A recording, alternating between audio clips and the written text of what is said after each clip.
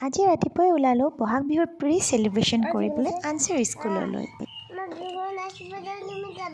এনেকৈ দেখাই দিয়া বিহু নাচিবলৈ যাওঁ।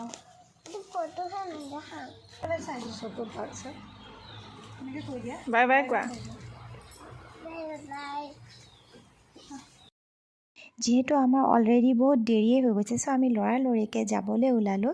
এয়া মোৰ কণমানি নাচনীজনী, মোৰ টিকলিজনী, বাই বাই দিছে তাই। চ' আমি যাবলৈ ওলালোঁ আৰু তাতে আনচিয়ে পায় কি একদম খুব ফূৰ্তি। তাই দেখিছেনে মুখত হাঁহিটো তাইৰ।